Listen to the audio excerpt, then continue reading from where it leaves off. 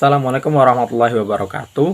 Yang terhormat Bapak Ardian Darutama, selaku dosen pangampu mata kuliah Filsafat Umum, kami dari kelompok 3 akan mempresentasikan mengenai tokoh Aristoteles mengenai pandangan keadilan. Sebelumnya saya akan memperkenalkan anggota kelompok. Yang pertama ada saya Muhammad Syukron dengan nomor 4121095. Kemudian ada Ganang Maidi Putrandito dengan nomor NIM 4121112. Kemudian ada Muhammad Ardiansah dengan nomor NIM 4121114. Aristoteles.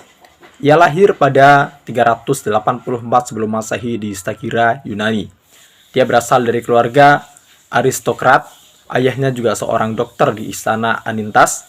Ia juga sebagai murid dari Plato selama kurang lebih 20 tahun. Kemudian Aristoteles meninggal dunia ketika umur 62 tahun dalam pelarian karena ia dicurigai melakukan kejahatan, kemudian akan dihukumi mati.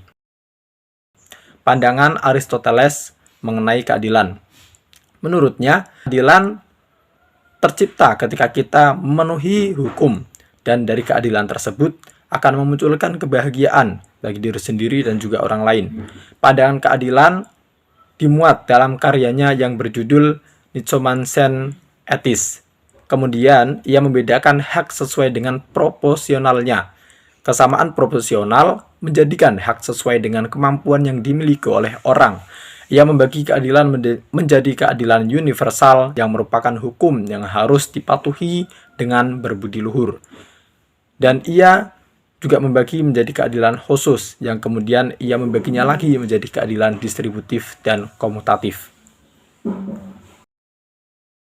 Perkenalkan, nama saya Ganang Maidi Putrandito, NIM 4121112. Di sini saya akan menjelaskan mengenai teori keadilan menurut Aristoteles. Teori keadilan menurut Aristoteles. Yang pertama adalah keadilan distributif. Keadilan distributif merupakan keadilan yang menuntut semua pihak memperoleh haknya yang berlaku di hukum publik.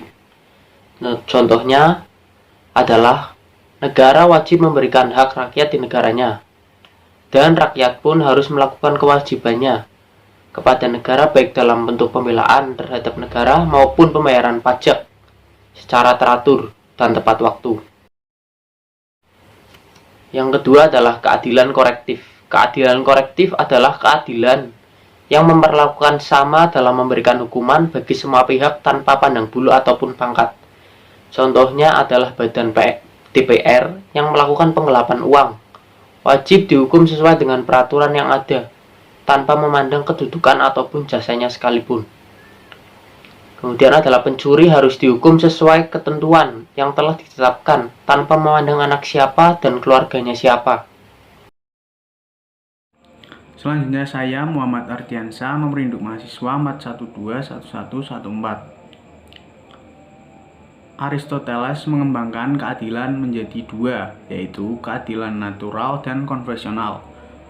Yang pertama yaitu keadilan natural. Menurutnya keadilan natural adalah keadilan kodrat alam, yaitu bahwa sesuatu akan kembali pada diri sendiri yang bersifat tetap dan berlaku untuk semua lapisan masyarakat.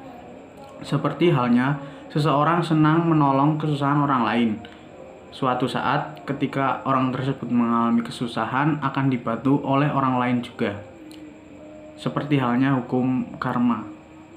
Yang kedua yaitu keadilan konvensional, yaitu keadilan perintah yang ditetapkan oleh organisasi tertentu yang disesuaikan dengan kebutuhan dan kepentingan dan bisa dirubah. Contohnya peraturan perusahaan kepada para karyawannya yang harus dipatuhi untuk mencapai tujuan dari perusahaan tersebut.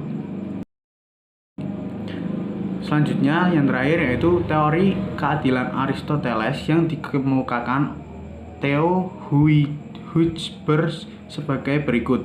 Yang pertama, keadilan dalam pembagian jabatan dan harta benda publik, yaitu kesamaan geometris. Misalnya seorang bupati jabatannya lebih tinggi daripada camat, maka bupati mendapatkan kehormatan 2 kali lipat dari camat. Yang kedua, keadilan dalam jual beli. Menurutnya harga barang tergantung kedudukan dari pihak-pihak yang bersangkutan atau kesepakatan antar penawar dan penawaran dan permintaan.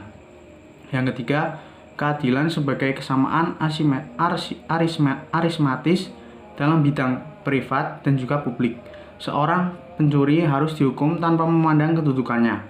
Yang terakhir, keempat, keadilan dalam bidang penafsiran hukum. Seorang hakim harus menafsirkan seolah-olah dirinya sendiri terlibat dalam peristiwa konkret tersebut. Menurut Aristoteles, hakim tersebut harus memiliki epikeia, yaitu suatu rasa tentang apa yang pantas. Demikianlah penjelasan dari kelompok kami mengenai teori keadilan dari Aristoteles. Kurang lebihnya mohon maaf, dan semoga materi yang kami sampaikan dapat bermanfaat di dunia dan akhirat. Wabillahi taufik wal hidayah. Wassalamualaikum warahmatullahi wabarakatuh.